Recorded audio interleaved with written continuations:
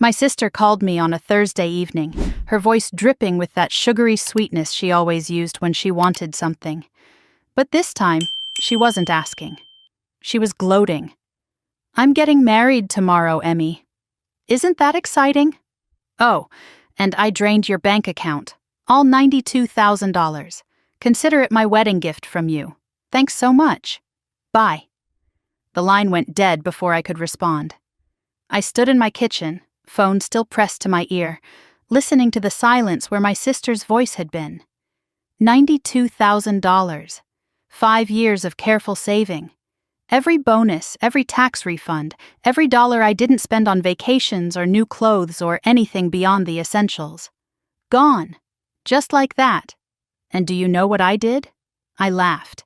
Not a bitter laugh, not a hysterical one. A genuine, surprised laugh that echoed off my kitchen walls. Because Linda had just made the biggest mistake of her life. She thought she was so clever. She thought I would crumble, cry, maybe beg her to return the money. She thought I would do what I always did, absorb the blow and move on. But Linda didn't know something crucial.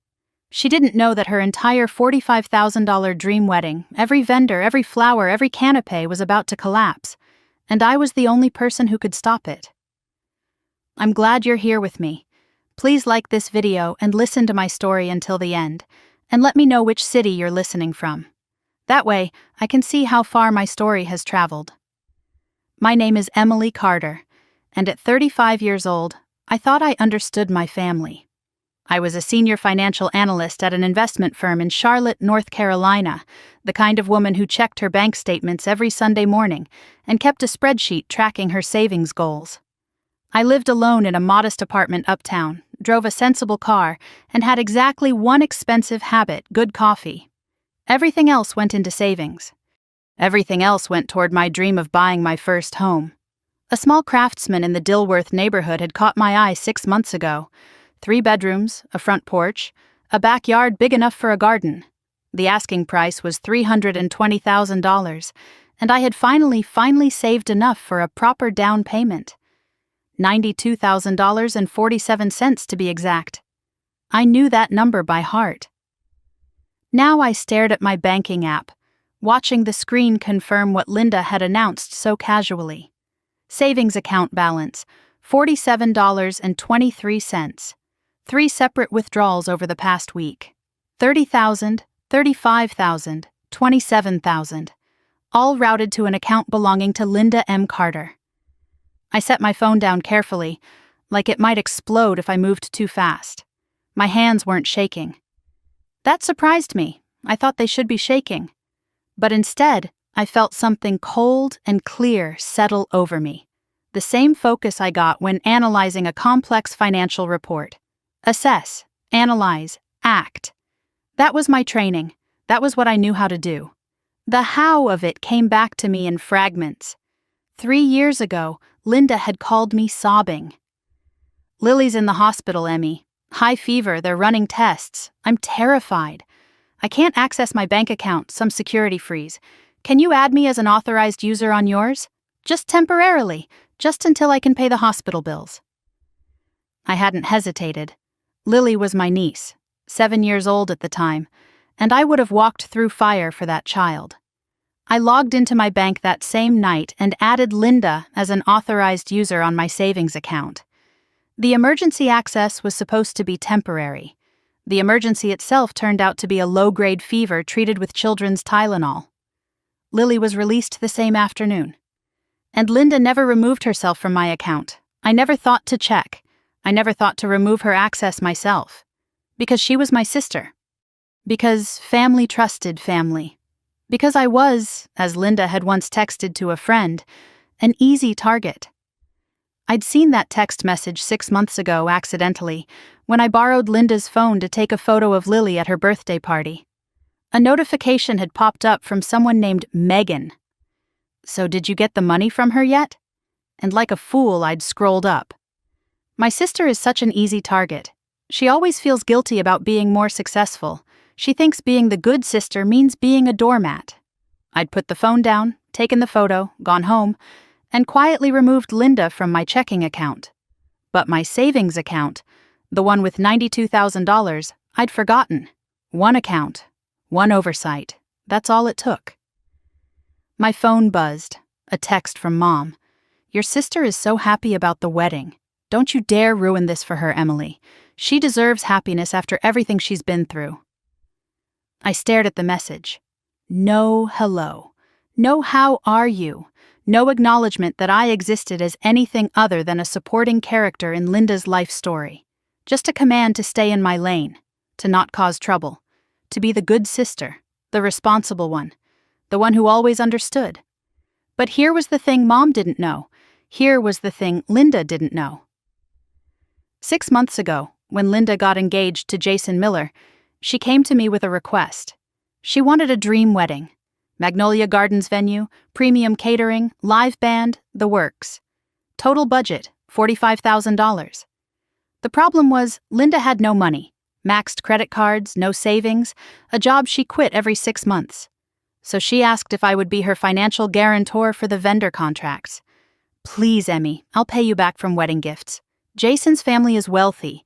I just need someone to sign the contracts so the vendors will work with me. You know how these things are." Against my better judgment, I agreed. Every vendor contract, the venue, the caterer, the florist, the photographer, the DJ, all of them were in my name as guarantor. All deposits and payments flowed through an account I controlled. Linda had put my name on everything, told the vendors I was her silent investor, her generous sister making up for years of being absent. She built her entire wedding on my signature, and now she had stolen my savings, thinking she'd taken everything from me. But she'd actually given me the kill switch. I did the math. 92,000 stolen from me. 45,000 wedding dependent on my authorization. Without my approval, not a single vendor would proceed. The venue wouldn't open its doors. The caterer wouldn't deliver the food. The florist wouldn't arrange a single rose. I picked up my phone. Not to call Linda. Not to beg or plead or ask why. I opened my contacts and found the number for First National Bank's fraud department. It was 8:47 p.m. on a Thursday night. The wedding was scheduled for Saturday at 4 p.m. That gave me approximately 40 hours. The automated system put me on hold, then transferred me, then put me on hold again. Finally, a human voice. "First National Bank Fraud Department, how can I help you?" My voice came out calm, controlled, almost pleasant. "I need to report unauthorized transactions on my account, and I need to freeze all linked accounts immediately. Every single one." I looked at the photo on my desk while I waited for confirmation. Linda and me, arms around each other, ages 8 and 11, both smiling, both innocent, both believing we'd always be on the same side. I set the photo face down. "I'm sorry, Linda, but you did this to yourself." The hold music played softly through my phone speaker while I waited for the bank's fraud department to process my request. I sat at my kitchen table, laptop open, coffee growing cold beside me. The apartment felt different now, charged with something I couldn't quite name. Outside my window, Charlotte's skyline glittered against the night sky, ordinary people living ordinary lives. None of them knew that my world had just tilted on its axis. I found myself wondering, not for the first time, how we got here. When did my sister become someone who could do this? When did I become someone who let her? To understand that, you have to understand the Carter family. You have to understand how we were built. My father, Richard Carter, was an insurance adjuster who believed that peace at any price was better than conflict at any cost. He spent his career assessing damage and calculating settlements, and he brought that same energy home. Avoid the argument. Smooth things over. Write the check if it makes the problem go away.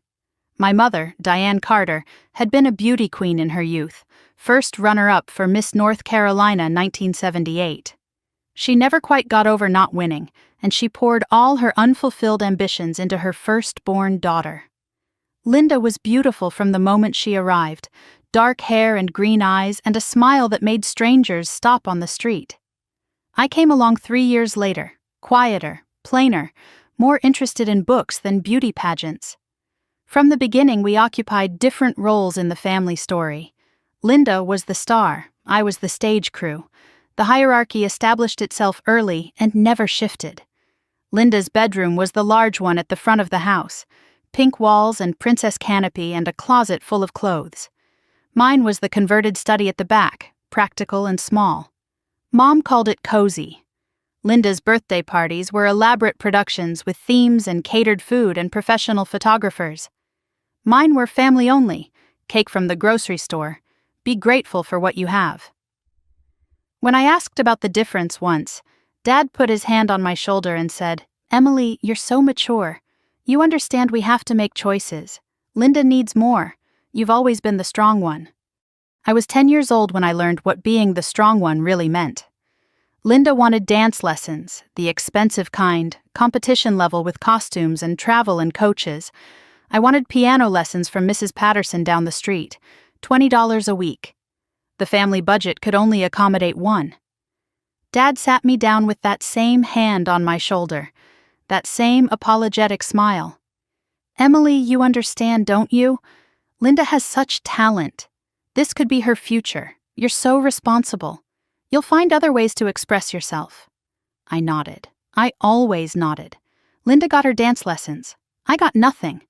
And I learned that being responsible meant being overlooked. The summer I was 16, I overheard a conversation that crystallized everything. Mom was on the phone with Aunt Patricia in the kitchen, and I was in the hallway, frozen, unable to move. "Emily's fine," Mom said, her voice carrying that dismissive tone I knew so well. "She's the strong one. Linda needs more support. She's sensitive." I stood there in that hallway, understanding for the first time that strong didn't mean admired. It meant she can handle being neglected. It meant we don't have to worry about her. It meant invisible.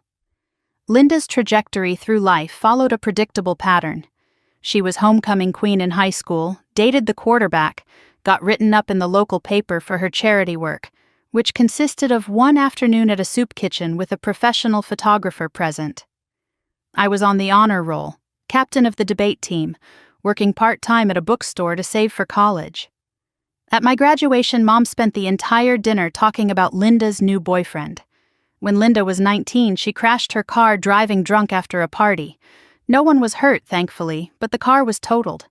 Dad bought her a new one within a month. She learned her lesson, he said. At 16, I was still taking the bus to my job at the bookstore.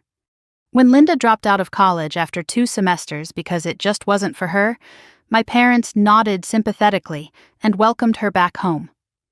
When I earned a full scholarship to UNC Charlotte and graduated with honors in finance, Mom asked if I could help Linda with her credit card bills. Linda's first marriage happened when she was 28. His name was Marcus Webb, a good man with a steady job in IT and a gentle disposition. He adored her. They met at a party, got engaged in 4 months, married in 8. I was the maid of honor, and when the wedding budget ran $15,000 over, I covered the difference. "It's family," I told myself. "That's what family does." The marriage lasted 3 years. By the end, Marcus looked like a man who had been hollowed out from the inside. Linda quit her job 6 months after the wedding to focus on being a wife, which meant shopping and spa days and what she called retail therapy. Marcus's credit cards maxed out one by one.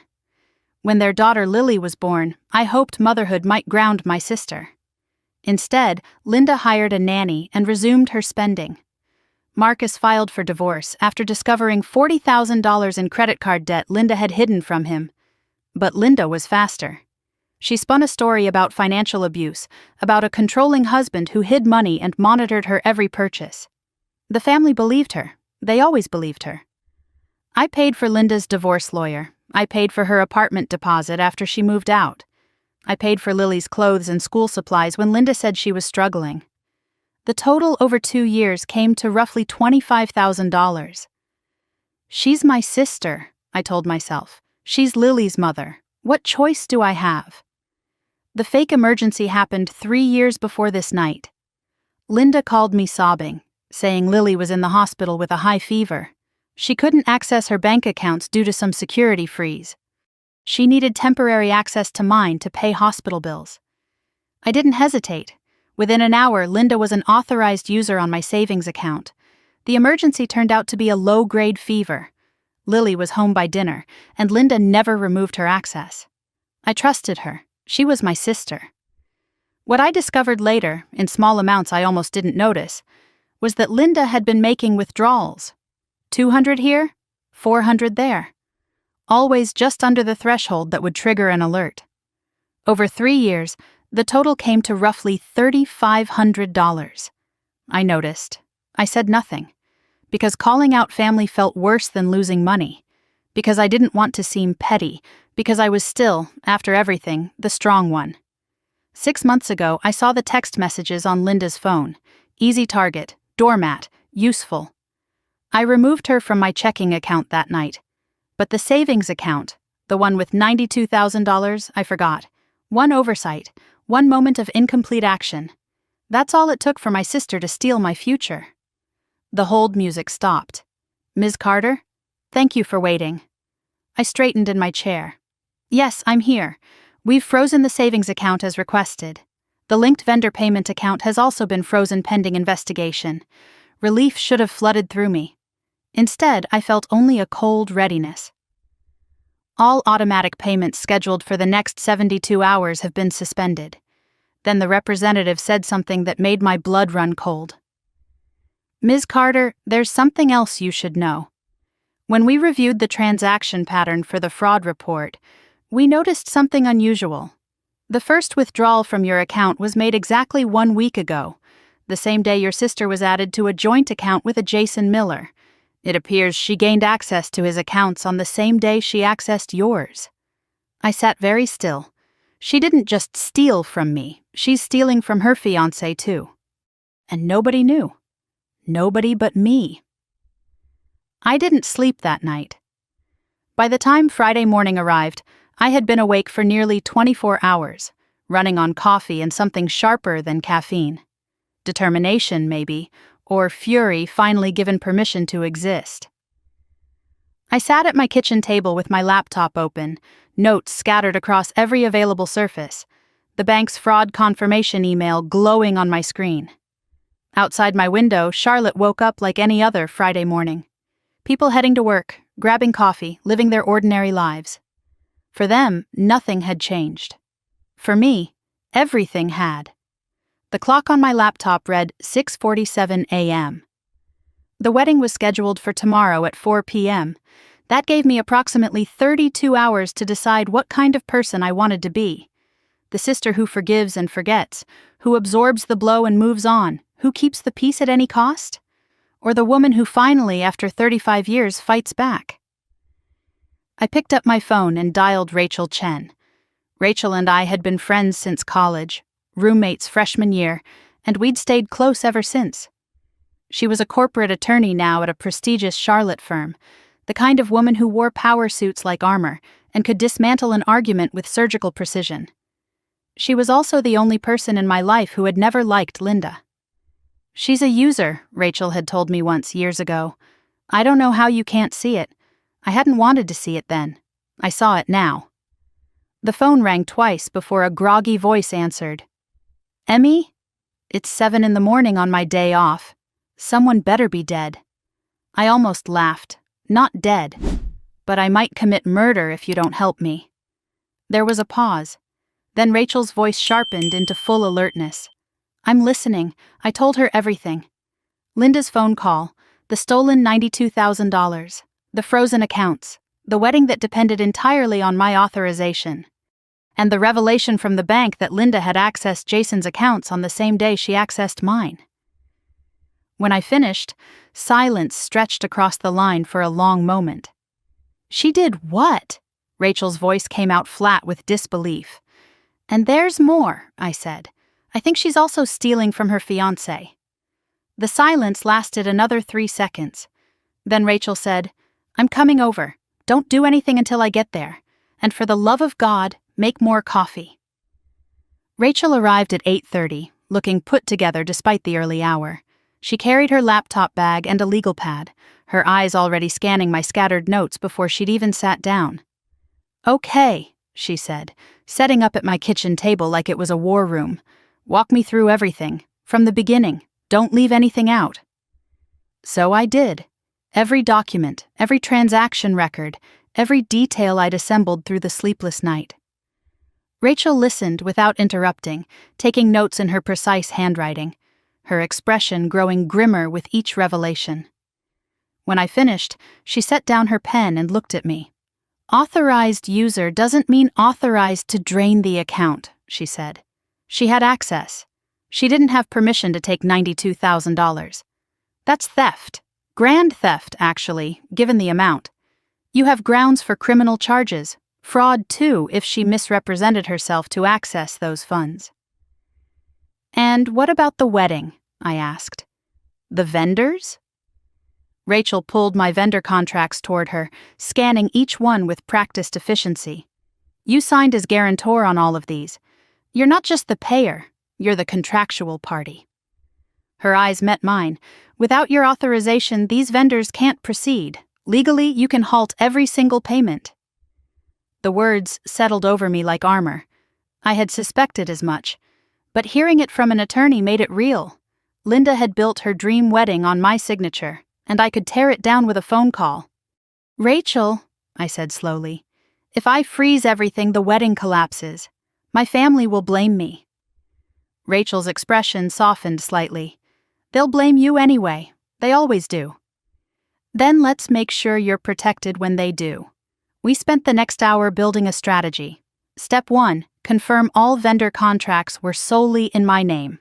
Step 2, issue formal stop payment orders to each vendor. Step 3, document everything for potential legal action. Step 4, decide whether to contact Jason. That last part was the hardest. He's about to marry a woman who's stealing from him, Rachel said. Doesn't he deserve to know? I hesitated. I've never even met him. Maybe he already knows. Maybe he's part of it. Rachel shook her head. Or maybe he's another victim, just like you. I thought about Marcus, Linda's first husband, the man she'd painted as financially abusive when the truth was the opposite. He hadn't known either, not until it was too late. By then, his credit was destroyed, his reputation shattered, his custody of Lily reduced to weekends. If someone had warned him, maybe things would have been different. I'll freeze the wedding, I decided. If Jason reaches out, I'll tell him the truth, but I'm not going to hunt him down. I have enough to deal with right now. Rachel nodded. Fair enough, for now. The vendor calls began at 9 a.m. Magnolia Gardens, the wedding venue, answered on the second ring. Good morning, this is Patricia speaking. How can I help you? I took a breath. This is Emily Carter.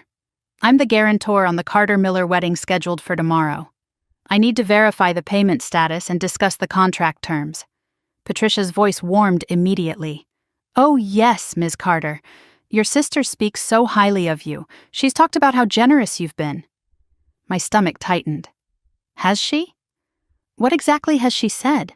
Well, Patricia continued cheerfully, she calls you her silent investor. She said you insisted on funding the wedding as a gift because you felt guilty about something. Not being supportive enough during her divorce, I think she said. I closed my eyes, letting the full weight of Linda's deception wash over me. She hadn't just stolen my money. She'd constructed an entire narrative to justify it. In her story, I was the guilty one, the absent sister trying to make amends. She'd made me complicit in my own robbery. That's not accurate, I said, keeping my voice steady. I need to issue a stop payment on the remaining balance. Please don't proceed with any setup until you hear from me directly. There was a pause. Ms. Carter, the wedding is tomorrow. I'm aware. The pattern repeated with each call. Belmont Catering had a $15,000 contract, with $7,000 still due. Your sister said you volunteered to pay because you couldn't attend the wedding yourself, the manager told me. She said you were too busy with work but wanted to contribute. I had said no such thing. I issued the stop payment. Flourish Florals, $4,500 total. Your sister was so grateful, the florist said. She told me you two had finally reconciled after years of being estranged. We had never been estranged. We had never reconciled because there had been nothing to reconcile from, at least nothing Linda would ever admit to. I froze the remaining $2,500. By noon, I had contacted every vendor: DJ, photographer, hair and makeup, transportation. Each one had a different story, a different version of why Emily Carter was so generously funding her sister's wedding. In one version, I was making up for missing Linda's first wedding. In another, I was the wealthy finance sister who wanted to treat Linda like a princess. In yet another, I was the family's unofficial wedding planner who had insisted on handling all the details. Not a single story was true, but they all painted the same picture. Linda had built a fantasy world where she was the beloved bride and I was the supporting character, so eager to please that I would pay any price for her approval. She had weaponized my reputation for responsibility against me. Rachel compiled the notes from each call. "She didn't just steal your money," Rachel said quietly. "She stole your reputation. She made you the villain in a story where you're actually the victim." I stared at the list of vendors, the total amounts, the elaborate web of lies my sister had spun. "She's been doing this our whole lives," I said, making herself the heroine of every story. Rachel's jaw tightened. Not anymore. By 4 p.m., every vendor had been notified. Magnolia Gardens would not open its doors. Belmont Catering would not deliver food. Flourish Florals would not arrange a single rose. The DJ would not play music. The photographer would not take pictures. 150 guests would arrive tomorrow to find nothing. Linda's $45,000 dream wedding was now frozen solid, and she had no idea. Rachel ordered takeout and forced me to eat. "You did the right thing," she said. I chewed without tasting. "Then why do I feel like I just detonated a bomb?" "Because you did," Rachel replied. "But it was a bomb she built. You just lit the fuse."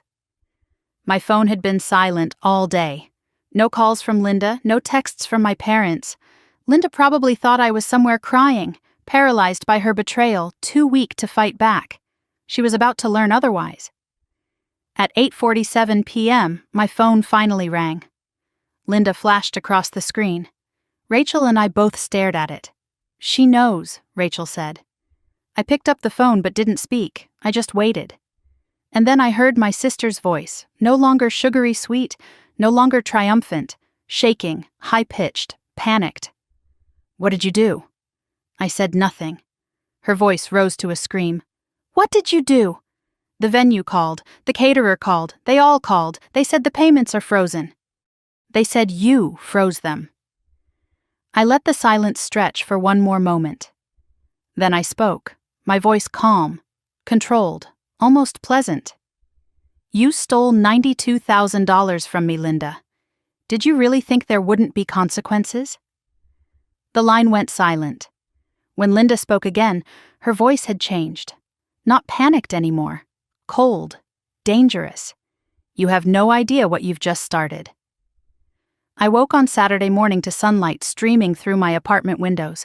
For one brief, disoriented moment, I forgot what day it was. Then reality crashed back, and I remembered everything. It was my sister's wedding day. The wedding that no longer existed. Rachel was asleep in the armchair across from me, her laptop still balanced on her knees. We had both passed out sometime after midnight, too exhausted to make it to actual beds. I reached for my phone on the coffee table and felt my stomach clench. 14 missed calls from Linda, 6 from Mom, 3 from numbers I didn't recognize, a cascade of text messages, each one more frantic than the last. Linda at 2:47 a.m., "Call me back now." Linda at 3:15 a.m., "I swear to God, Emily, if you don't fix this." Linda at 5:02 a.m., "You're making the biggest mistake of your life." Mom at 6:30 a.m., "What have you done? Call me immediately." I scrolled through them all, reading but not responding. Then I set the phone down, walked to my kitchen and made coffee. The morning was beautiful. Perfect wedding weather, actually. Clear blue sky, gentle October warmth, the kind of day that photographers dream about. Somewhere across town, 150 people were probably putting on their best clothes, checking their hair in mirrors, looking forward to champagne and cake. They had no idea what they were walking into. I imagined the scene unfolding at Magnolia Gardens. The venue should have been bustling with setup crews by now. Florists arranging centerpieces, caterers preparing appetizers, the DJ testing sound equipment. Instead, the gates would be locked, the parking lot empty, the beautiful gardens silent. Linda would arrive in her car, wedding dress hanging in its garment bag, expecting to step into her fairy tale. She would find nothing but a coordinator with an apologetic face and devastating news. My phone buzzed. A text from a Charlotte number I didn't recognize. "Ms. Carter, this is Patricia from Magnolia Gardens. The bride has arrived and is extremely distressed. She insists there's been a mistake. Please advise." I typed back, "There's no mistake. The stop payment stands. Please direct all inquiries to my attorney." I included Rachel's contact information, then silenced my phone. I had said what needed to be said. Now I would wait. Rachel stirred awake around 10, blinking against the morning light. She saw my face and immediately straightened. "What happened?" "Nothing yet," I said. "But it's about to." By 3:30 in the afternoon, my phone had become a chronicle of disaster. The texts came from friends of friends, from distant relatives, from people I barely knew who had somehow gotten my number. "Did you hear about Linda's wedding? Everything's canceled. The venue is locked. There's no food. People are just standing in the parking lot in their fancy clothes with nowhere to go." One text included a photo, grainy and distant, showing a crowd of confused guests clustered near the Magnolia Gardens entrance. And there, at the center of it all, a flash of white. Linda, still in her street clothes, gesturing wildly at someone I couldn't make out. Then came the text that stopped me cold. Jason, Linda's fiancé, the man I had never met. His message was brief and bewildered. "Is this Emily Carter? I'm Jason Miller, Linda's fiancé. Or I was, as of this morning. I need to understand what's happening. Linda says you sabotaged the wedding out of jealousy. But something doesn't add up. The vendors keep saying you were paying for everything, that you were the guarantor on all the contracts. But Linda told me she was paying from her savings. She told me she had $40,000 saved." I stared at the screen for a long moment. Then I typed back, "Linda has no savings. She has $28,000 in credit card debt. And she stole $92,000 from my bank account this week to pay for this wedding. I'm sorry you're finding out this way." The response came quickly. "I think I need to hear the full story." Before I could reply, my phone rang. Not Jason. Mom. I let it ring 3 times, bracing myself, then answered. "How could you do this to your sister?" Mom's voice was sharp enough to draw blood. "On her wedding day, Emily. Her wedding day." I kept my voice even. "Did Linda tell you what she did? Did she tell you she stole $92,000 from me?" Mom didn't pause. "That's between you two. You didn't have to ruin her wedding over money." "Over money?" I repeated, my composure cracking for the first time. "She stole my life savings, everything I had."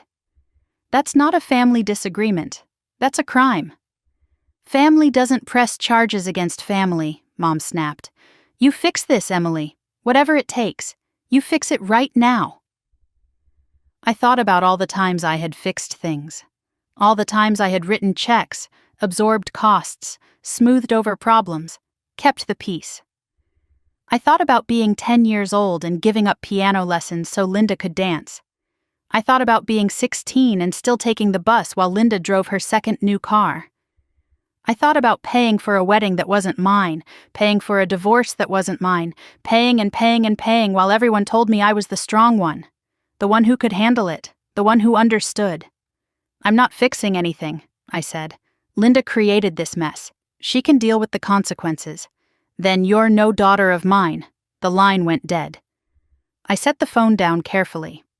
My hands were shaking, but not with grief, with something that felt almost like freedom.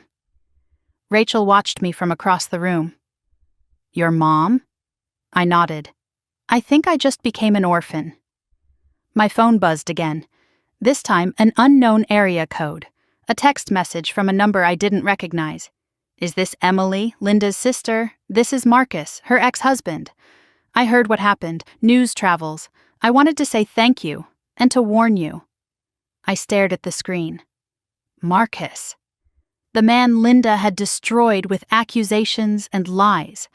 The man who had lost his reputation, his credit, and half his custody of Lily because he dared to question where their money was going. His next message appeared. She did the same thing to me. Exactly the same. Drained the accounts, blamed me for everything, made me look like the villain. I lost my reputation, my credit, my relationship with my daughter. No one believed me. Her family certainly didn't. Another message.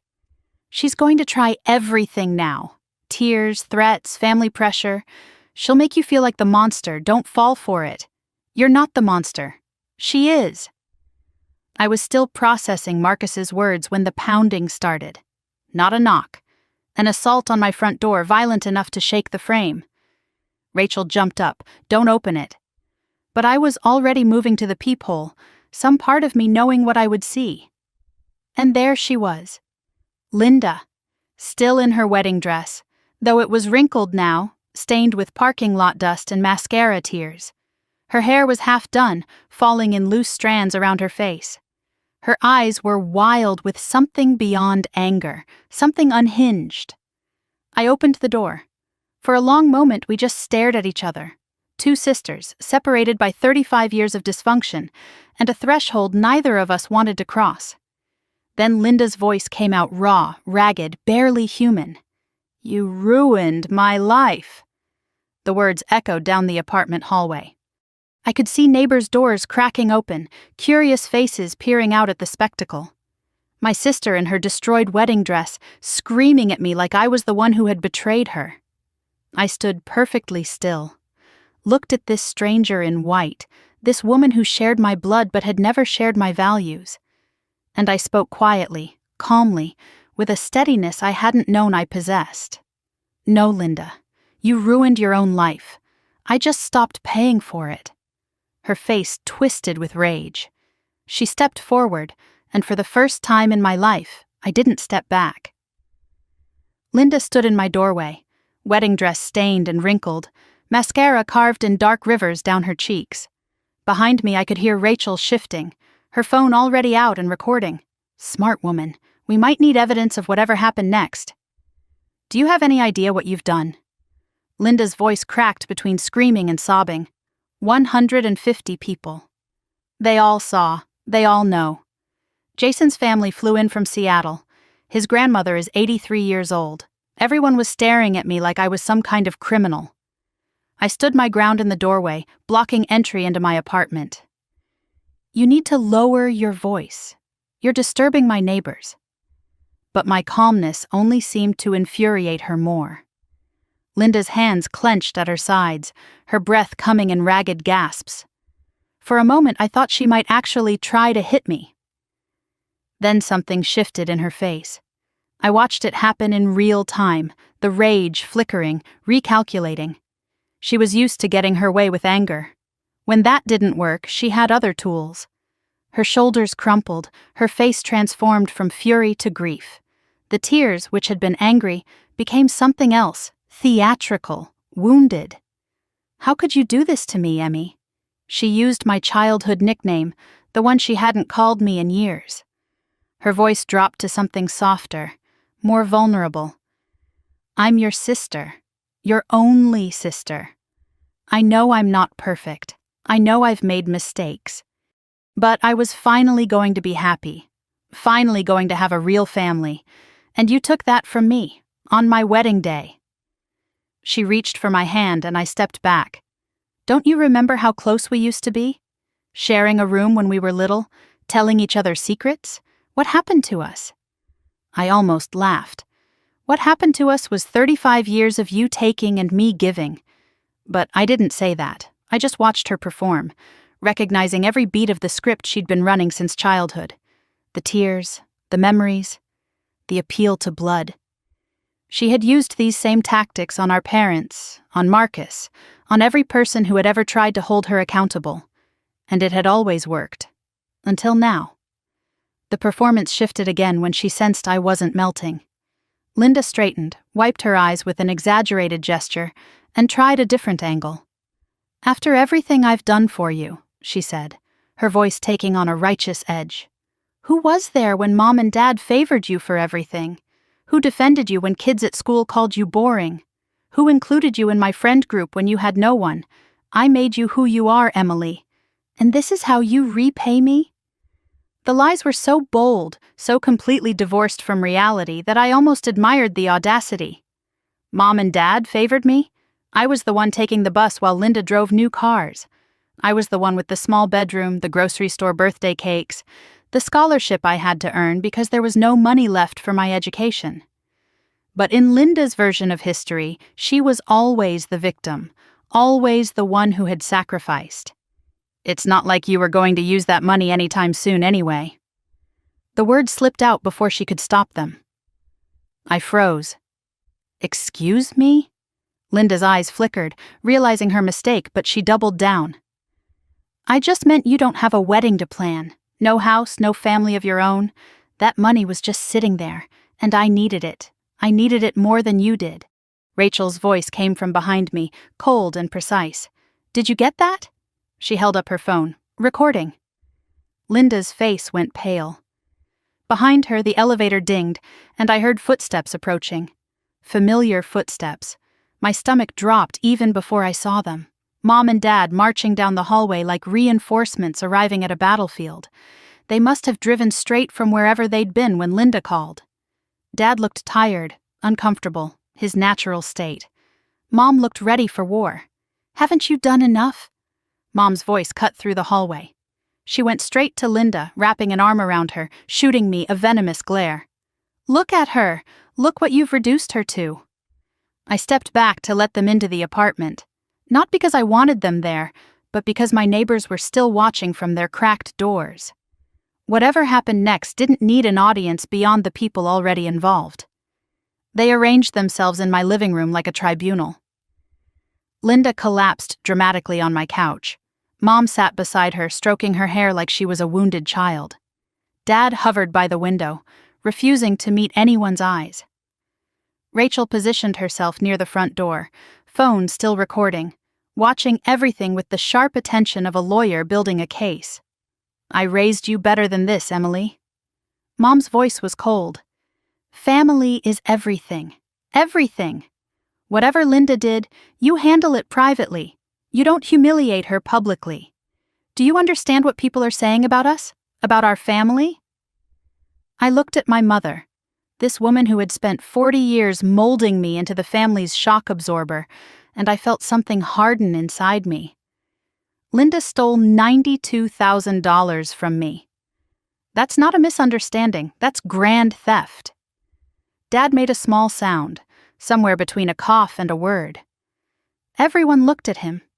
He stood by the window, shoulders hunched, looking smaller than I'd ever seen him. "Just let it go, Emily," he mumbled. "I'll pay you back somehow." Mom's head snapped toward him. "Richard!" But Dad kept talking, his voice barely audible. "She's right, Diane. Linda took the money. I saw the bank alerts on Emily's account. I set them up for her years ago, and they still go to my email too. I knew when the withdrawals happened. The silence that followed was absolute." "You knew?" Mom's voice had changed, the fury redirecting toward her husband. "You knew and you didn't tell me?" Dad shrank further into himself. "She begged me not to say anything, said she'd pay it back after the wedding, said it would all work out."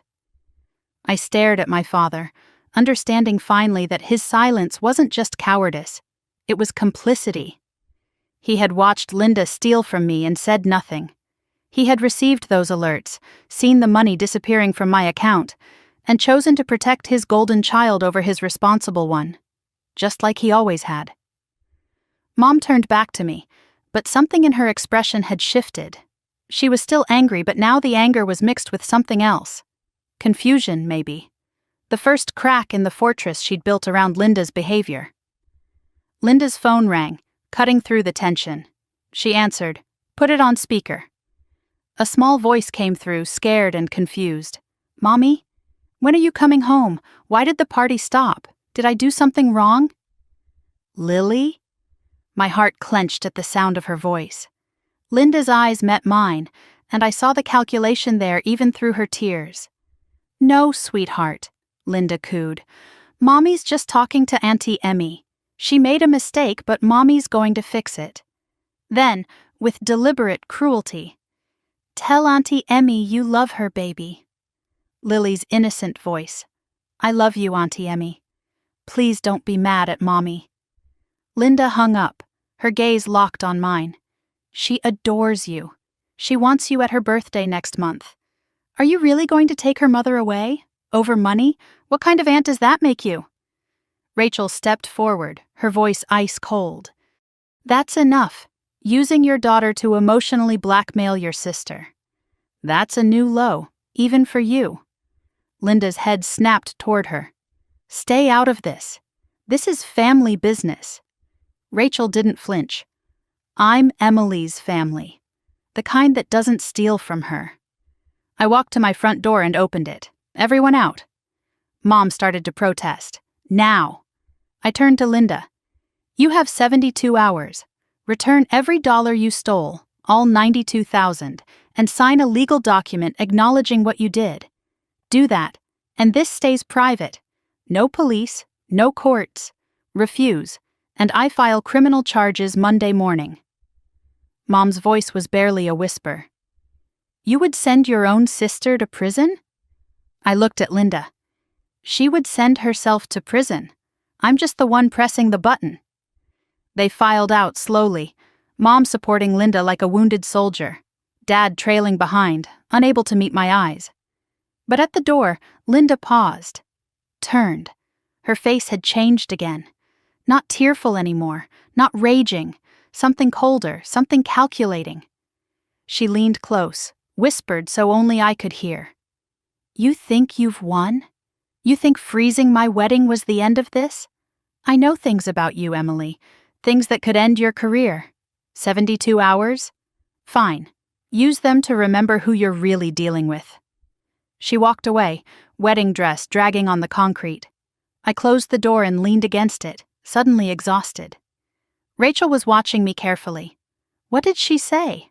I closed my eyes. She threatened to destroy my career. Rachel frowned. "With what? You've done nothing wrong." My stomach clenched. There was something, 3 years ago at work. A calculation error that almost cost us a major client. I caught it, fixed it, disclosed it to my supervisor. No harm was done. But Linda was the only person I ever told about it, and now she was going to use it against me. Every secret I had ever shared with my sister, every vulnerability, every confession, all of it was ammunition now. Sunday morning arrived with gray skies and the promise of rain. I sat at my kitchen table, laptop open, coffee untouched, watching the clock count down the hours of Linda's ultimatum. 64 hours remaining. 64 hours until I either received my money back or filed criminal charges against my own sister. I already knew which outcome was more likely. Linda's whispered threat echoed in my mind. Things that could end your career. The Morrison account situation had been 3 years ago. A calculation error in a client projection that I caught before it caused any damage. I had disclosed it immediately to my supervisor, who had praised my integrity. It should have been a non-issue. But Linda had a talent for twisting non-issues into weapons.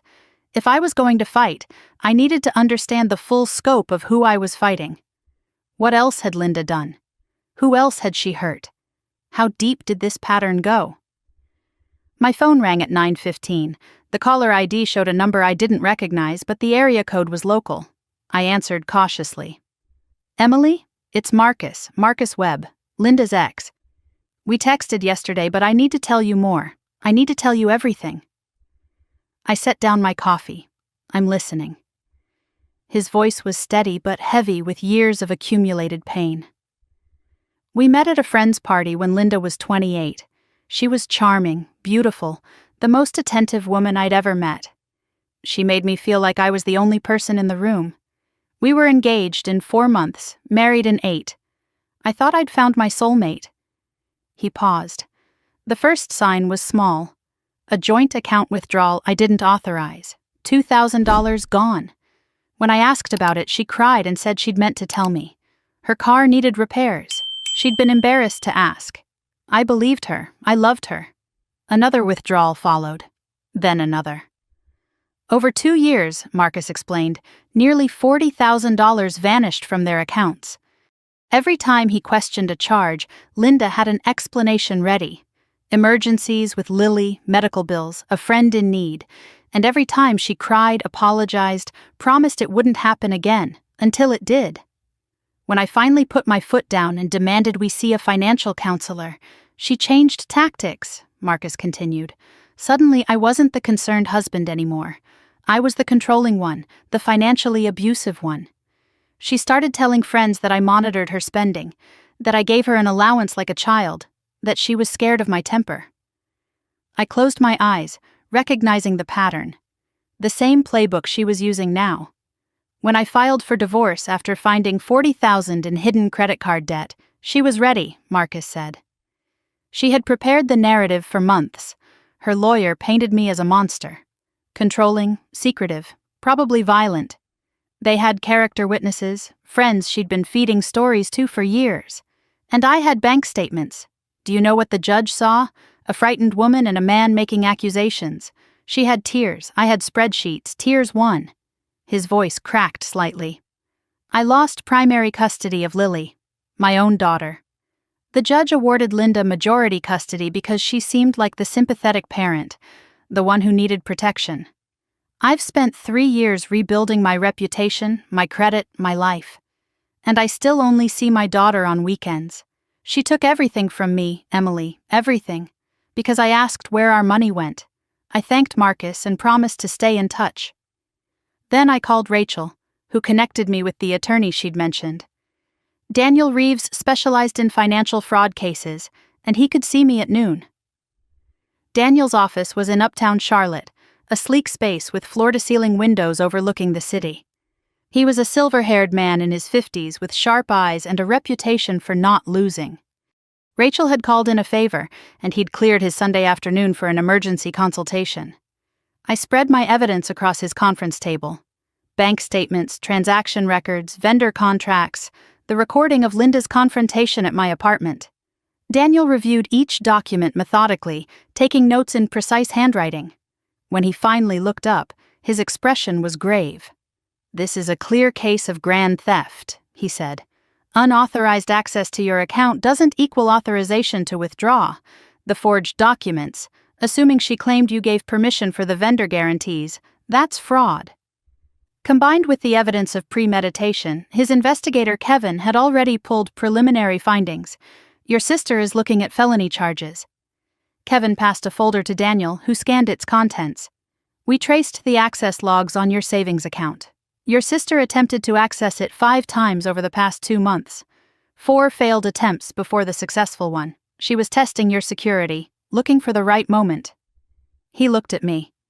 This wasn't impulse. This was hunting. The money trail was equally damning. Daniel's team had tracked where my $92,000 had gone. $35,000 to wedding vendors before the freeze. $28,000 to pay off Linda's credit card debt. $15,000 transferred to a joint account with Jason, and $14,000 withdrawn as cash. "She used your money to give herself a clean slate," Daniel explained. "Erase the debt, fund the new marriage, and keep a cash reserve in case things went wrong. She was building a new life with your savings as the foundation." I met Jason Miller at a coffee shop in South End that afternoon. He looked nothing like I'd imagined. Tired, rumpled, with dark circles under his eyes that suggested he hadn't slept since the wedding collapsed. We sat in a quiet corner, 2 strangers bonded by the same predator. "I checked my accounts after we talked yesterday," he said, staring at his untouched coffee. "You were right. Small withdrawals over the past month. 200 here, 300 there, always just under the alert threshold. Total was almost $4,000. I never noticed." He looked up at me with exhausted eyes. "She told me she had $40,000 in savings for the wedding. She told me you were estranged, that you'd been cruel to her during her divorce. She said her ex-husband was abusive, that she'd escaped with nothing. Every single thing was a lie. I showed him the evidence. Bank statements, vendor contracts, the pattern documented in stark numbers. His face went through stages of pale to red to pale again as he absorbed the scope of deception. "There's something else," Jason said slowly. "Something that's been bothering me.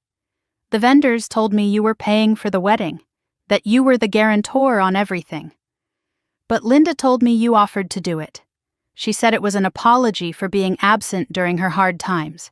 She said you felt guilty for having a better career and wanted to make it up to her.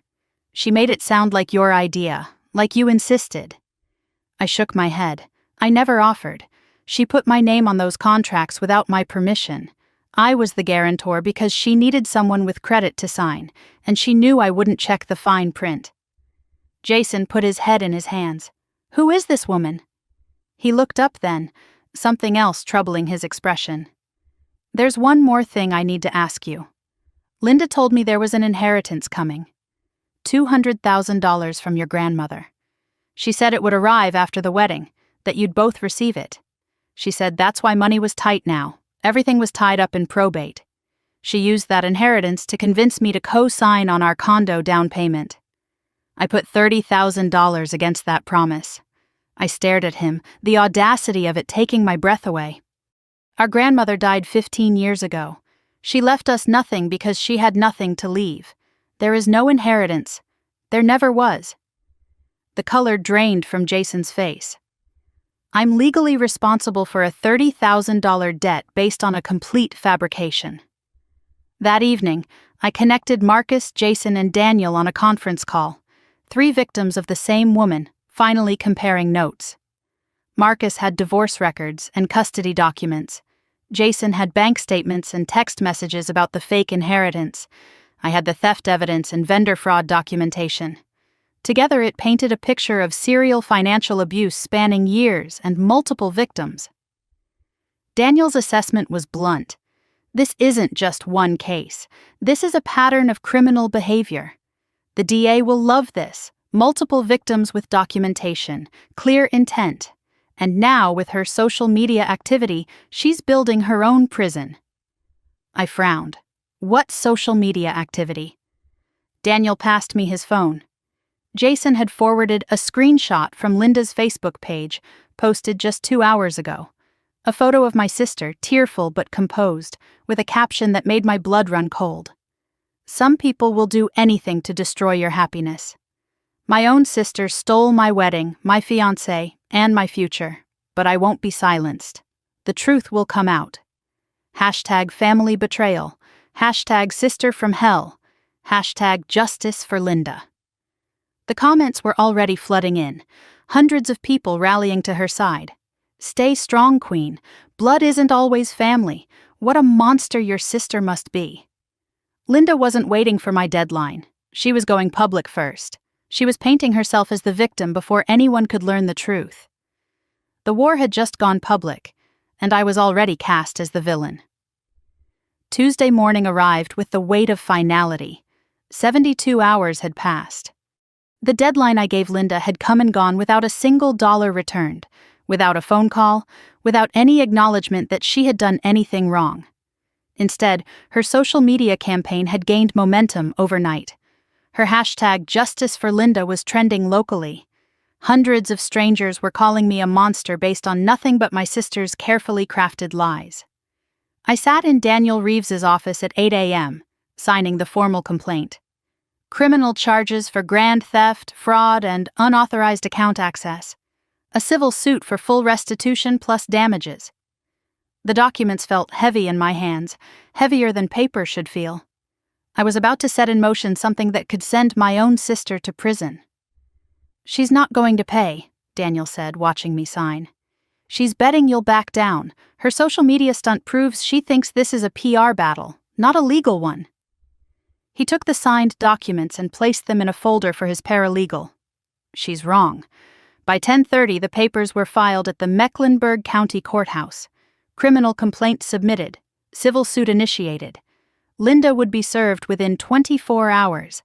The family matter was now a matter of public record. Standing outside the courthouse, I felt the weight of what I had just done. Rachel stood beside me, her presence steady and reassuring. "You did the right thing," she said. "I watched people stream past us, ordinary citizens going about their ordinary business, none of them knowing that my life had just crossed a point of no return. Then why do I feel like I just amputated my own arm?"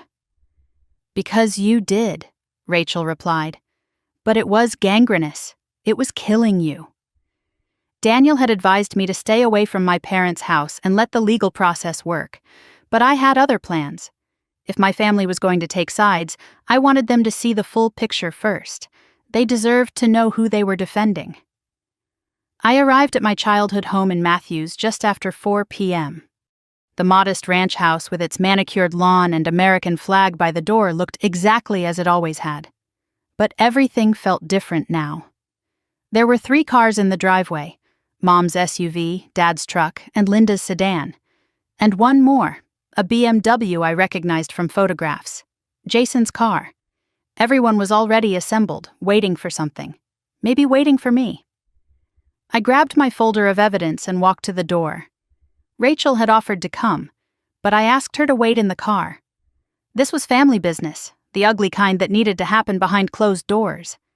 I didn't knock. It was still technically my childhood home. I just opened the door and walked in. The living room looked like a war council in progress. Mom sat on the couch, arms crossed, face tight with barely contained fury. Dad occupied his usual recliner, looking like he wanted to disappear into the cushions. Linda was positioned in the armchair like a wounded queen receiving sympathizers. And Jason stood by the window, separate from everyone else, his expression unreadable. In the corner, Lily sat coloring quietly, oblivious to the tension crackling through the air. Silence fell when I entered. Every eye turned to me. Mom spoke first. "I hope you're here to apologize."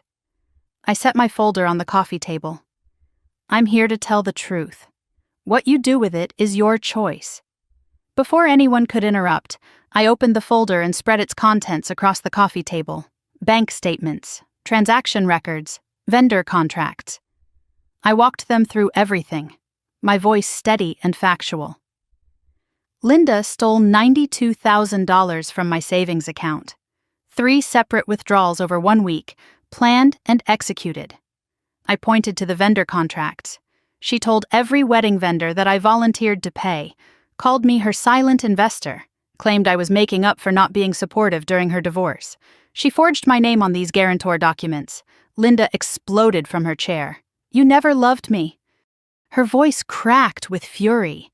"You were always jealous of me. Always. Mom and Dad paid for everything for you. College, your car, your apartment deposit." I let out a short, bitter laugh. "They paid for my state school. You got private school. You got dance lessons. You got every birthday party I never had. And I paid them back, Linda. Every dollar. Did you?" The silence that followed was deafening. Linda's mouth worked, but no words came out. Mom looked at Dad. Dad looked at the floor. I pulled out Marcus's documentation. "This isn't the first time." I spread the papers showing the divorce records, the custody battle, the pattern of financial abuse. She did the same thing to her first husband, $40,000. Then she accused him of being financially abusive when he confronted her. He lost his reputation. He lost custody of Lily, all because he asked where their money went. Dad stood up suddenly, his face red. "Stop. Just stop." Everyone froze. My father never raised his voice. In 40 years, I had never heard him yell, but he was yelling now. "Linda, I can't do this anymore. I can't keep covering for you." Linda's face went white. "Daddy, what are you talking about?" 3 years ago, Dad said, his voice shaking. "The business investment you needed. $50,000 from my retirement account. I gave it to you because you said you'd lose everything. You said you'd be homeless. You said I'd never see Lily again if I didn't help. You never paid back a dime." Mom's transformation was instantaneous. The anger in her face redirected like a heat-seeking missile. "Richard, what are you saying? You took $50,000 from our retirement? Without telling me? Dad shrank under her gaze. She begged me, Diane. Said she'd be homeless. Said I'd never see Lily again. He looked old suddenly, broken. That money was for our future. I know. I didn't know how to tell you. Mom turned to Linda, and for the first time in my life, I saw something shift in her eyes. The automatic defense, the reflexive protection of her golden child, wavered. She was finally seeing what I had seen for years. Jason stepped away from the window. His voice was flat, drained of emotion. Linda, I'm done. Linda spun toward him. Jason, baby, don't listen to them. I've seen the evidence, Jason said.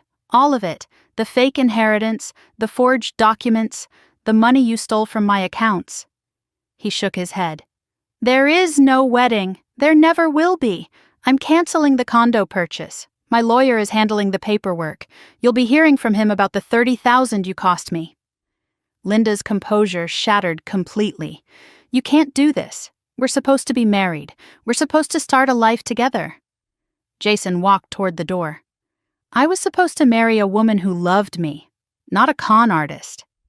He paused beside me on his way out.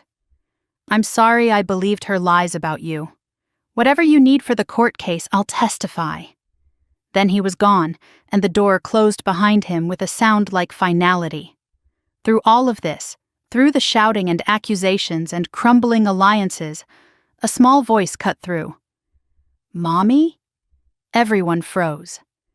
Lily stood in the doorway, her coloring book forgotten, tears streaming down her face. Mommy, why is everyone fighting? Did I do something wrong? Is it because of the wedding? I'm sorry the wedding got ruined. Please don't fight anymore. I knelt down to her level, my heart breaking. Sweetheart, this isn't your fault. None of this. Grown-ups are just figuring things out. You didn't do anything wrong. Do you understand me? Nothing. Linda watched me comfort her daughter, and something flickered across her face. Shame, maybe. Or recognition of what she'd become. It was gone as quickly as it appeared. Fine, Linda said, standing straight, wiping her tears. Her voice had turned cold. You all want to believe I'm the villain? Fine, but I'm not going down alone. She turned to me, her eyes hard. You'll regret this. I'll make sure everyone knows what kind of person you really are. Your precious career, your perfect reputation. I know about the Morrison account, Emily. I know what you almost did. And I have emails to prove it. She grabbed Lily's hand. We're leaving, Lily protested, but Linda's grip was iron. Now! The door slammed behind them.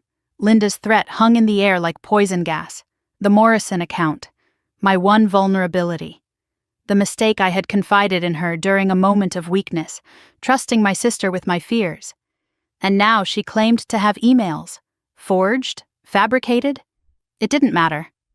In the wrong hands, perception beats truth every time. The war had just gone nuclear. I woke on Wednesday morning to the sound of my phone buzzing relentlessly on the nightstand. Notifications flooded the screen faster than I could read them. Facebook tags, Instagram mentions, text messages from numbers I didn't recognize. Rachel was already awake in my living room, her face grim in the blue glow of her laptop. You need to see this, she said. Linda's public Facebook post had been shared over 800 times overnight. The photo showed her looking broken and beautiful, tear-stained and holding a wilted bouquet, the perfect image of a wronged woman. The caption was a masterpiece of manipulation. My own sister destroyed my wedding, stole my fiancé, and is now trying to send me to prison. All because I asked for help during my darkest time. Some people can't stand to see others happy. I refuse to be silenced. Hashtag sister from hell. Hashtag family betrayal. Hashtag justice for Linda. The comments section had become a support rally. Hundreds of strangers expressing outrage on Linda's behalf. Stay strong, Queen. Blood isn't always family. I'm so sorry you have such a toxic sister. The narrative had been set, and I was already the villain. Linda's story grew more elaborate with each subsequent post. According to her version, I had always been jealous of her beauty and success. I had promised to fund her wedding and then withdrawn support at the last second out of spite. I had turned Jason against her with lies. I was now using legal threats to silence a domestic abuse survivor. Each claim was more outrageous than the last, and each one was believed by people who had never met either of us. The most insidious post was a vague reference to my professional life. Some people in finance shouldn't be trusted with other people's money. Just saying. #ask her about Morrison. No details, just enough to plant seeds of suspicion. Enough to make my colleagues wonder what secrets I might be hiding. The personal attacks started arriving around 9 a.m. Text messages from acquaintances who had seen Linda's posts. "Is it true you sabotaged her wedding? I thought you were close." Phone calls from concerned friends asking what was happening, and messages from strangers who had somehow found my contact information. "You're a horrible person. Karma will get you. I hope you end up alone." I scrolled through the comments on Linda's main post, looking for familiar names, trying to gauge how far the damage had spread. Then I saw a name that stopped me cold. Sandra Whitmore. We had been friends in college. She had struggled to find work after graduation, and 2 years ago, I had given her a glowing reference that helped her land a position at a marketing firm. She owed me nothing, but I had thought we were friends. Her comment read, "I always knew Emily was cold. She's calculating and fake." This doesn't surprise me at all. A woman I had helped, a woman I had believed in and vouched for professionally, was now publicly declaring me a monster. The betrayal from a stranger I could dismiss. The betrayal from Sandra cut deeper than Linda's posts ever could. My work phone rang at 11. Michael Torres, my supervisor. "Emily, I'm getting some concerning messages about you. Someone sent an anonymous email to HR about financial misconduct. The Morrison account situation. I don't believe it, but I need to ask. Is there anything I should know?" I explained everything.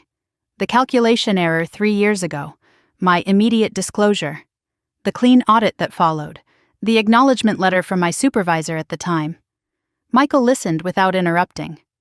"Okay," he said finally. "I believe you. I'll handle HR. But keep me posted. This could get messy." Rachel had been monitoring Linda's social media throughout the morning. "Don't respond," she advised. "Don't engage. Let her dig her own grave. Everything she posts is evidence of harassment and defamation. Daniel can use all of this." But watching Linda poison the well, watching strangers believe lies about me, watching my reputation crumble in real time was harder than I had anticipated. "She's trying to destroy me before I can destroy her," I said. "Then we work faster," Rachel replied. Jason called in the early afternoon, his voice tight with controlled fury. "We have a problem. Linda's telling everyone I was in on it, that I helped you sabotage the wedding to steal her money. She's saying we were having an affair, that we planned this together. My business partners are asking questions. Clients are canceling meetings. The new narrative was even more damaging than the original. Linda had transformed Jason and me into co-conspirators, secret lovers who had orchestrated her humiliation for our own gain. Neither claim had any basis in reality. But reality mattered less than repetition, and Linda was repeating her lies to anyone who would listen. Jason's consulting firm ran on reputation. Client trust was everything. 2 clients had already canceled contracts. More were asking uncomfortable questions. "She's destroying my livelihood because I wouldn't marry her," he said. "I'm filing a defamation suit. My lawyer says we can combine our cases, show a pattern of malicious behavior." "Do it," I said. "The more evidence, the better." That afternoon, an email arrived from an unexpected source. The sender was Victoria Reyes. The subject line read, "I worked with Linda. You need to know what she did." Victoria had worked with Linda at a marketing firm 4 years ago. They had been friends, or so Victoria thought. "I trusted her," she wrote. "She had access to my desk, my purse, my passwords. Over 3 months, $3,000 disappeared from my checking account." When Victoria confronted Linda, the familiar pattern emerged. Tears, apologies, promises to pay back every cent. Linda claimed desperation, a difficult divorce, a child to feed. Victoria, compassionate and exhausted, agreed to a private settlement. No police, just a signed repayment agreement. She never paid $1, Victoria wrote. Not one. When I threatened legal action, she accused me of harassment. Said I was targeting her because she was a single mother. I dropped it. I was too exhausted to fight. I just wanted it over. Victoria had the settlement agreement, bank statements, text messages where Linda admitted to borrowing the money. "I've been following your case," she wrote. "I saw her posts. She did the same thing to me. Exactly the same. I can testify. I have documentation. I've been waiting years for someone to stop her." Daniel Reeves reviewed Victoria's evidence that evening. 4 victims now, he said, spreading the documentation across his conference table. You, Marcus, Jason, and Victoria, each one with documentation, each one with the same pattern. He looked at me with something approaching satisfaction. This isn't just theft anymore. This is serial financial abuse. The pattern was devastatingly clear when laid out on paper. Step 1, gain trust through emotional connection. Step 2, obtain access to finances through shared accounts, authorized user status, or simple proximity. Step 3, extract money gradually or all at once. Step 4, when caught, cry, blame, and threaten. Step 5, rewrite history to become the victim, and then repeat with the next target. The DA will love this, Daniel said. Multiple victims, documented pattern, clear intent. Combined with her social media harassment, she's building her own prison. Every post, every lie, every accusation, it's all evidence. Just before 6 p.m., Daniel's phone rang. He spoke briefly, then turned to me. That was opposing counsel. Patricia Hawkins, representing your sister. She wants to discuss a resolution. Linda's offer was predictable. She would repay $50,000, not the full amount, on a payment plan over 5 years. In exchange, I would drop all charges and sign a non-disclosure agreement. I would never be allowed to discuss the case publicly. No deal, I said without hesitation. She stole $92,000. She's offering $50,000, spread over 5 years. And she wants me to sign a gag order after spending a week publicly slandering me? Absolutely not. This goes to court. That night, after Daniel had gone home and Rachel had finally fallen asleep, my phone buzzed with an unknown number. I almost ignored it. But something made me look. The message contained a photo attachment, a screenshot of an email supposedly sent from me to my supervisor 3 years ago. The subject line read, Morrison account discrepancy. But the body text had been altered. Words added, context changed. It made me look like I had tried to cover up a major error rather than disclose it. Below the screenshot was a message.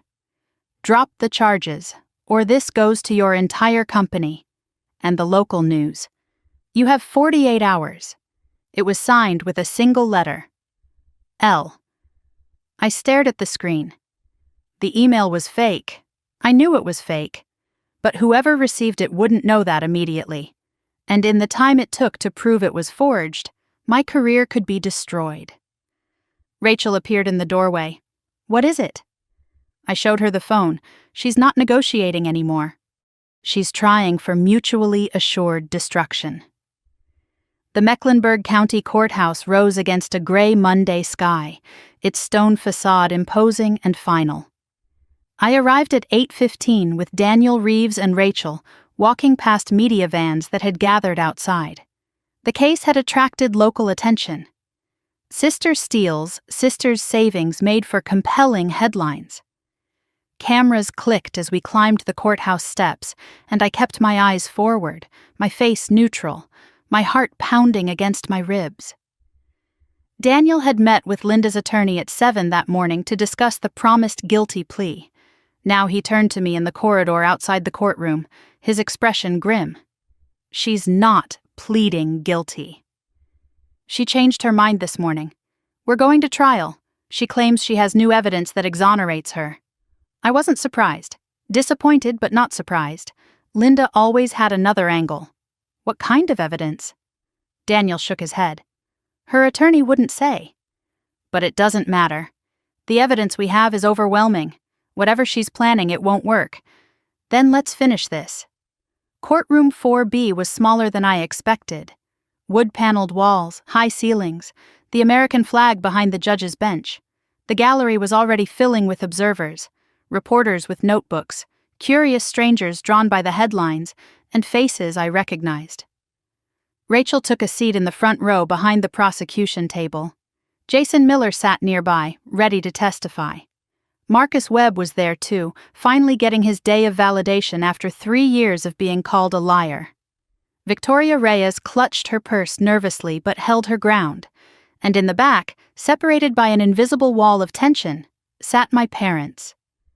Together physically, but the fracture between them was visible even from across the room. Linda sat at the defense table with her attorney, Patricia Hawkins.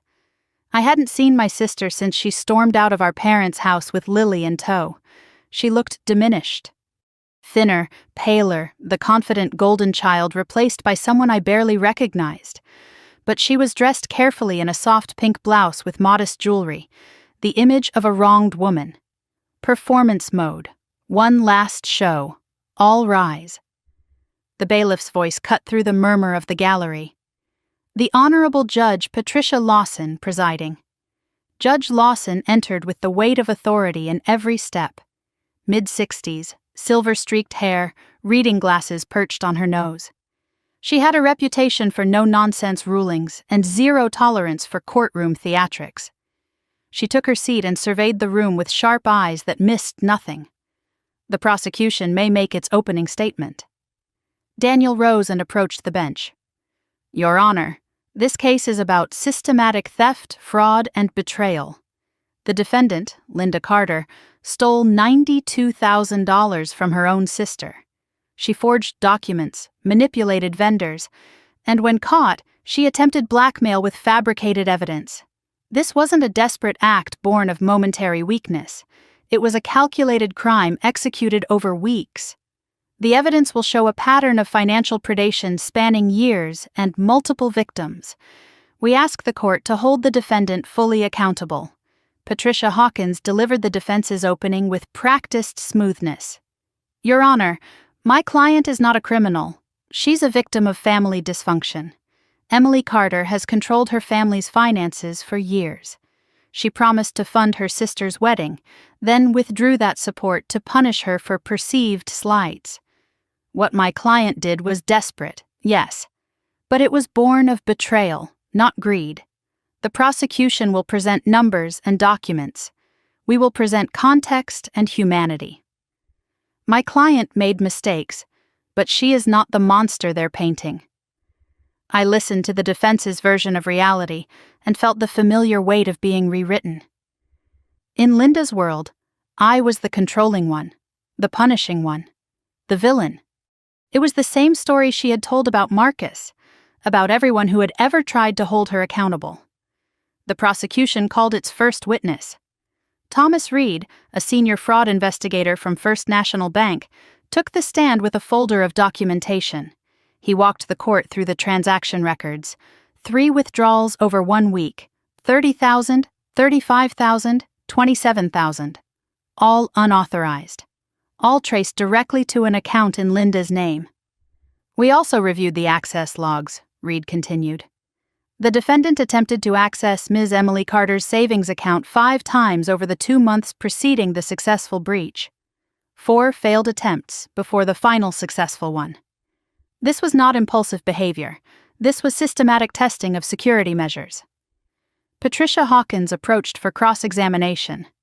Wasn't Linda Carter listed as an authorized user on this account? Reed nodded. She was listed for emergency access with verbal restrictions communicated at the time of authorization. She was not authorized to drain the account. Hawkins pressed. But she had access? Reed's response was calm and devastating. Access is not authorization. I have access to the bank vault. That doesn't mean I can take what's inside. The second witness was Dr. Sarah Chen, a handwriting expert. She presented analysis of the guarantor signatures on the wedding vendor contracts.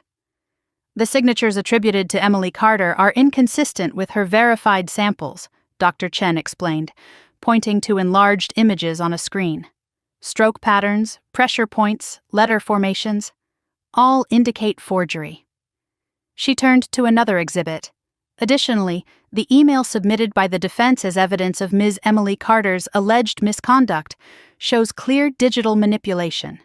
Metadata timestamps don't match company records.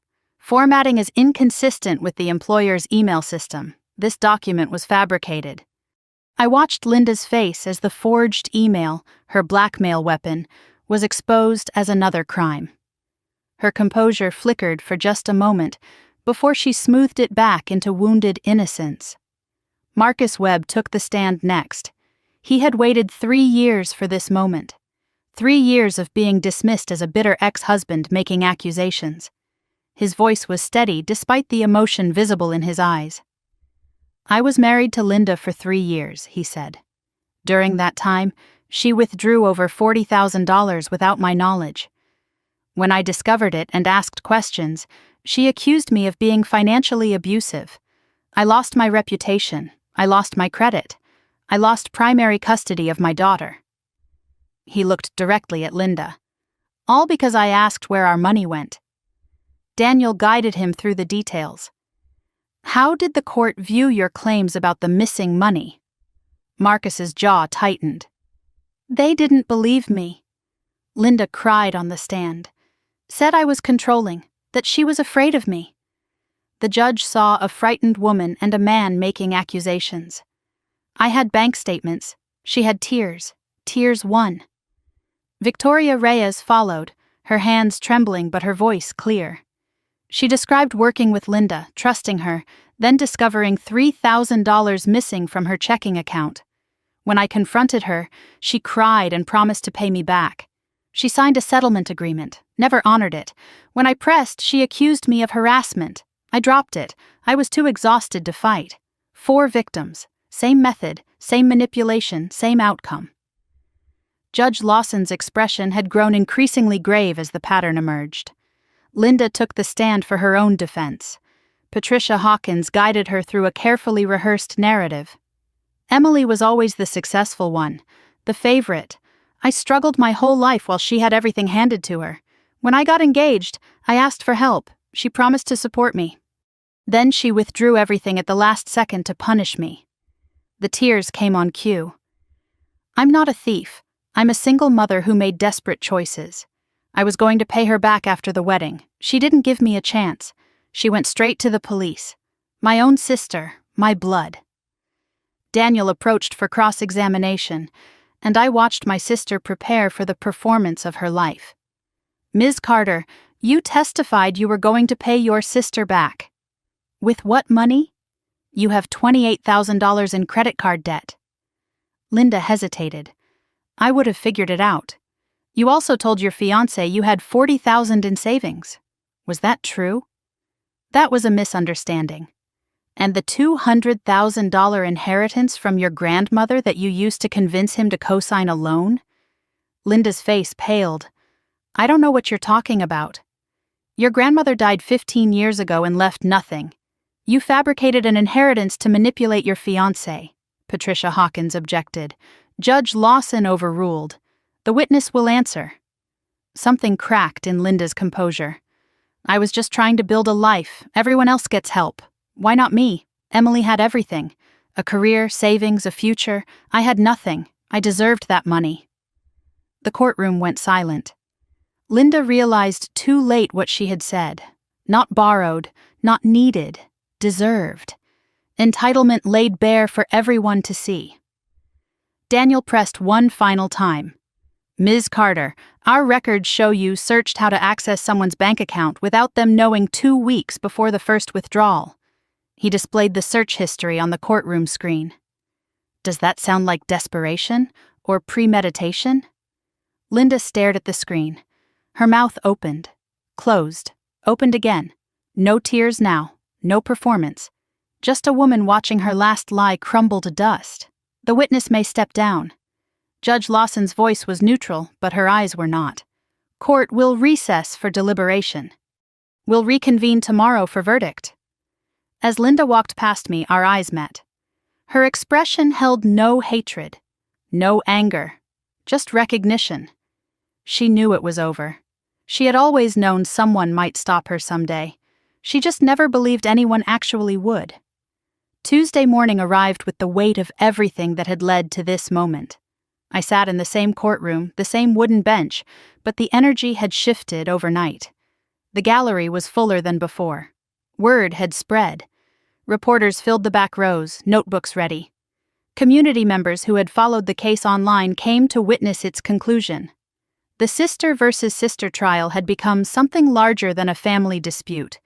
It had become a story people needed to see resolved. I had barely slept. Every possible outcome had played through my mind on an endless loop. What if the judge showed leniency?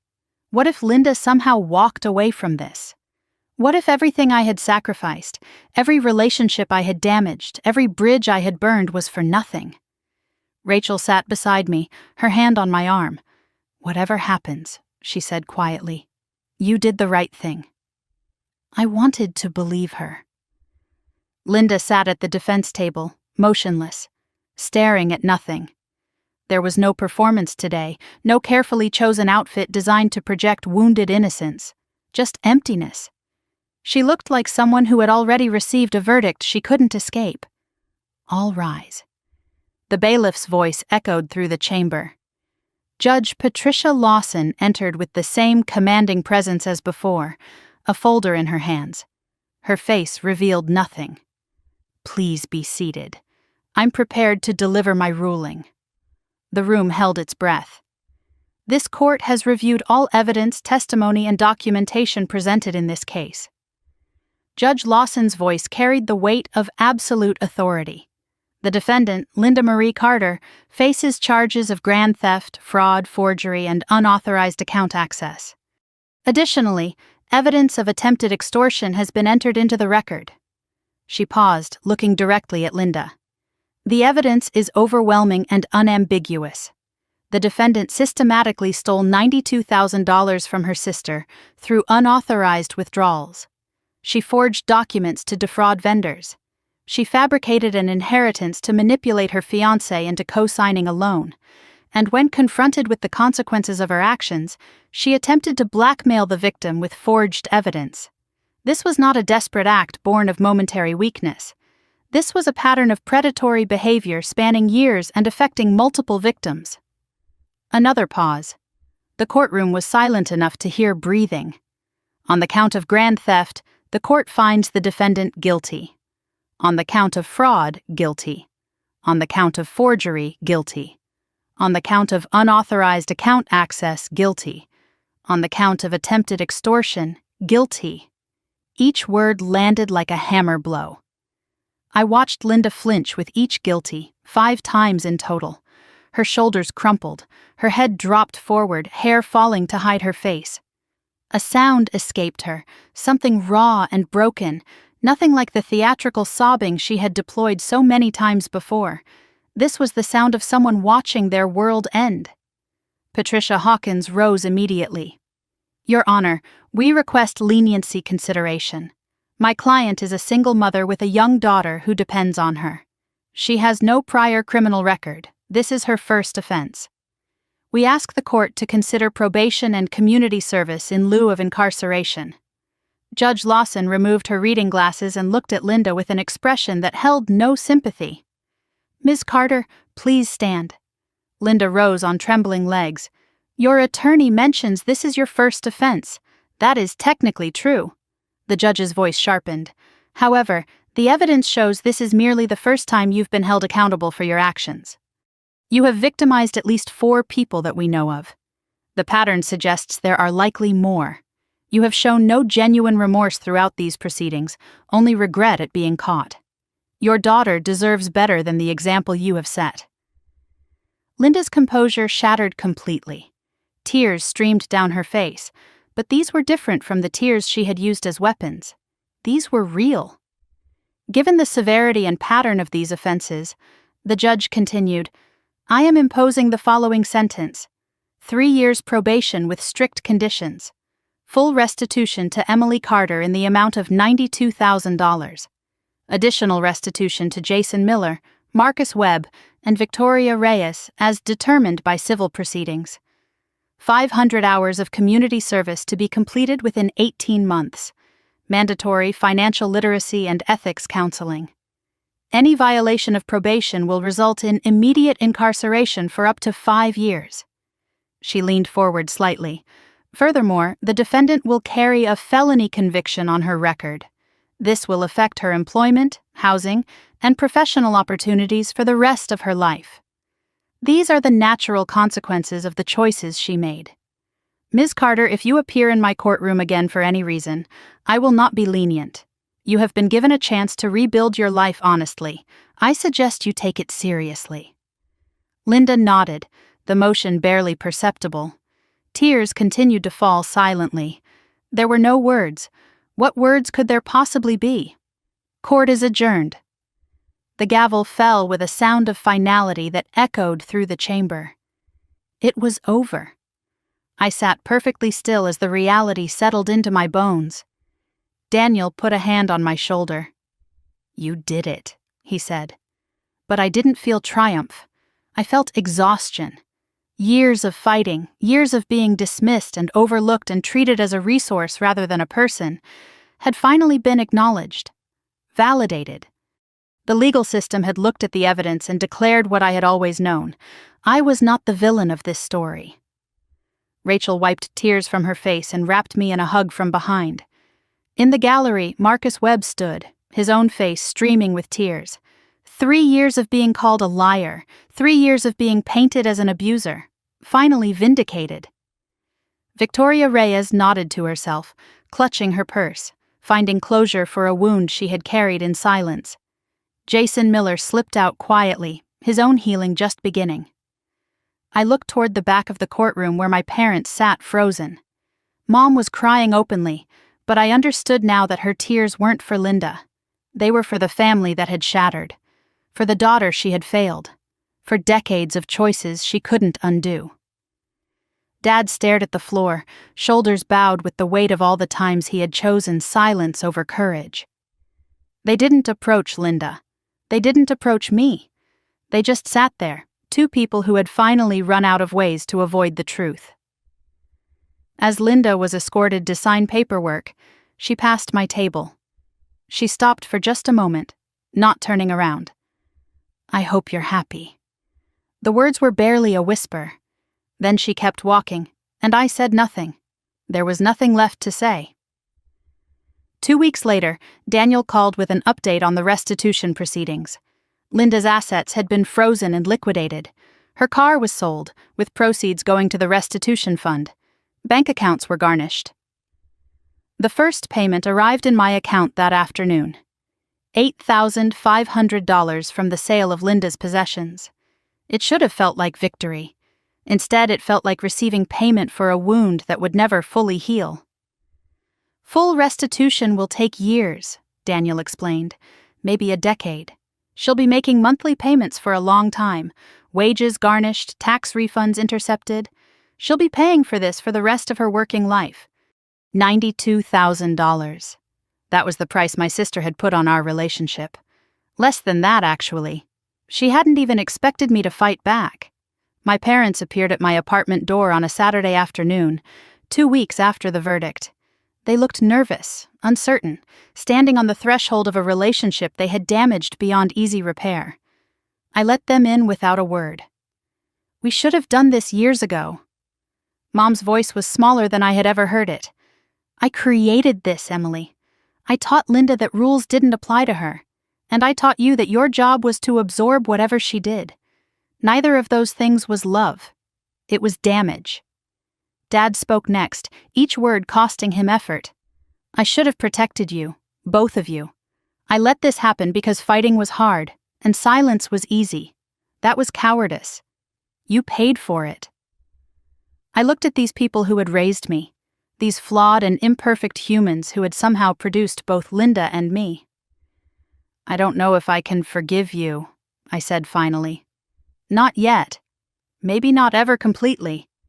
But I can try to understand you. That's where we start. 3 months later, I stood before a small craftsman house in Dilworth, watching my realtor unlock the front door. It wasn't the house I had originally saved for. That dream had been stolen and shattered and rebuilt into something different. This house was smaller, older, purchased with new savings I had accumulated since the trial, not with recovered funds still trickling in from Linda's garnished wages.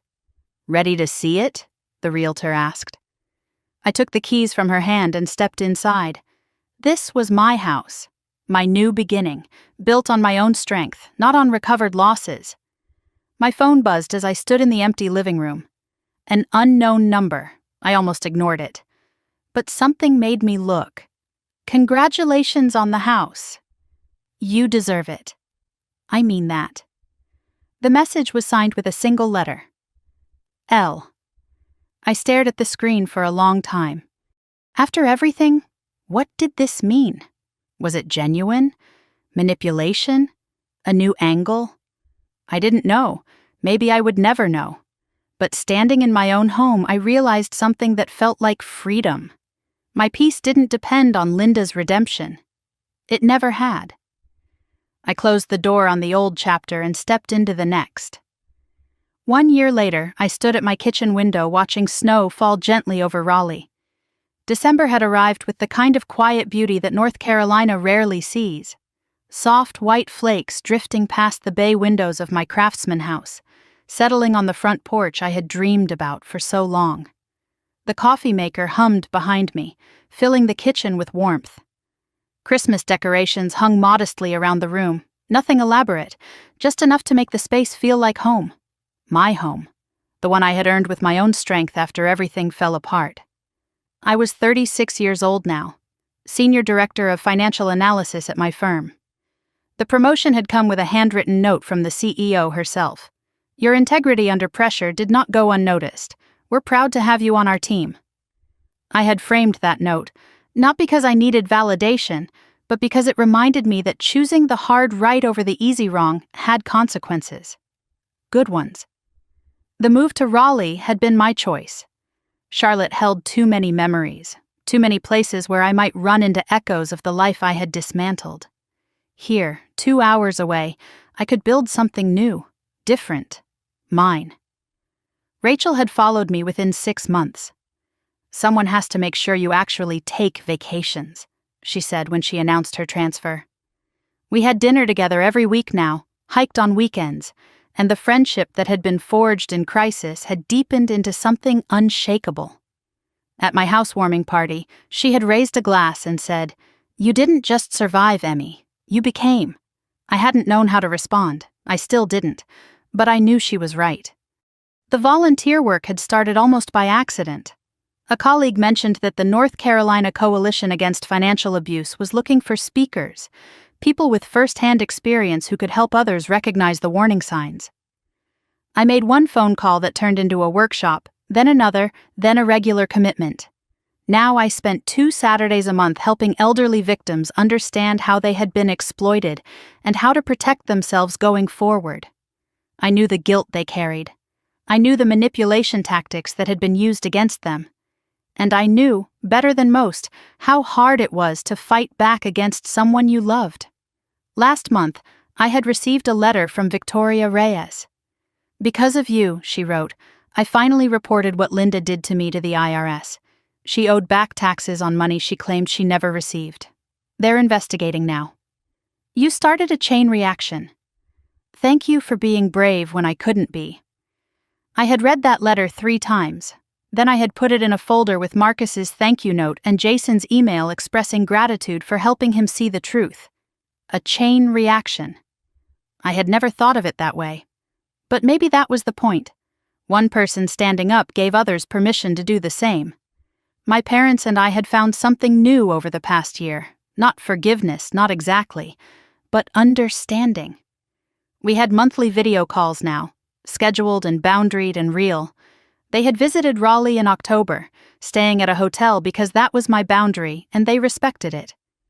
Mom had joined a support group for parents of adults with personality disorders. I'm learning how I enabled her, she told me during one of our calls. It's painful, but necessary. Dad had started therapy for the first time at 68 years old. I'm learning to say what I feel instead of staying quiet, he said. I could see them trying, that mattered. When Mom asked if I would come home for Christmas, her voice held none of the old demands, none of the guilt-laden expectations. Only if you want to, she said. We understand if you need more time. I had considered for a long time before answering. Then I said yes. But I'm bringing Rachel, and we're staying at a hotel. Her response had surprised me. Whatever you need. We're just glad you're coming. Small steps, but steps. Lily remained the bright spot in everything. Marcus had full custody now, awarded after Linda's conviction made clear that she couldn't provide a stable home. I still talked to my niece every month through video calls. She was 8 years old now, growing fast, curious about everything, resilient in ways that gave me hope. Auntie Emmy, when can I visit your new house? Soon, sweetheart. Very soon. Last summer, Lily had spent a week with me in Raleigh. We had baked cookies together, visited the Science Museum, read books every night before bed. One evening, unprompted, she looked up at me with her mother's eyes and said, Auntie Emmy, I'm glad you're not mad at me. My heart had broken and healed in the same moment. I was never mad at you, I told her. Not for 1 second. Not ever. Whatever happened with Linda, Lily would know she was loved. That child would not repeat this cycle. I would make sure of it. Linda's life had become something unrecognizable from the golden existence she had always imagined for herself. She worked at a grocery store now, minimum wage, stocking shelves and running a cash register. Her apartment was a studio in subsidized housing. $400 was garnished from every paycheck toward restitution, and she still owed over $75,000. The community service was complete, but the mandatory counseling continued. A therapist had finally given a name to the patterns the family had never acknowledged. A week before Christmas, a card arrived in my mailbox. Plain envelope, regular stamp, Linda's return address. Inside was a simple holiday card with a handwritten note. Emily, I don't expect you to respond. I know I don't deserve it. Therapy is helping me see things I couldn't before, or wouldn't. I told myself stories about you my whole life. None of them were true. You weren't the jealous one. You weren't the cold one. You weren't the enemy. I was just too afraid to see myself clearly. I'm sorry. Not because I want anything from you. Just because it's true. I hope you're happy. I mean that now. I really do. It was signed simply, Linda. I read it 3 times. I didn't call Rachel to analyze it. I didn't try to decode hidden meanings or anticipate new manipulations. I just sat with it. Maybe it was genuine. Maybe Linda had finally begun the long work of understanding what she had done. Maybe not. Time would tell. But sitting there in my own kitchen, in my own home, in my own life, I realized something that felt like freedom. My peace didn't depend on Linda's redemption. It never had. Looking back now, I understand what happened to us. I had loved my sister so completely that I forgot to require her to love me back. I had given without boundaries, sacrificed without limits, and in doing so, I had raised someone who believed she was entitled to take. The family had enabled it. I had enabled it. Until I stopped. The greatest lesson I learned was this: love without respect is worthless. Family without integrity is just genetics. And sometimes the most painful choice is also the right one. I didn't destroy my sister's life. She did that herself. I just refused to let her destroy mine. If you're listening to this, maybe you recognize something in my story. Maybe there's someone in your life who takes and takes and takes, who makes you feel guilty for having boundaries, who calls your self-protection selfishness, who turns every conversation into your fault. You don't owe them your peace. You don't owe anyone unconditional sacrifice. Protecting yourself isn't selfish. It's survival. And sometimes survival is the most loving thing you can do for yourself and for everyone who truly cares about you. What would you do if someone you loved betrayed you this way? Would you have the strength to choose justice over guilt? Would you have the courage to choose yourself?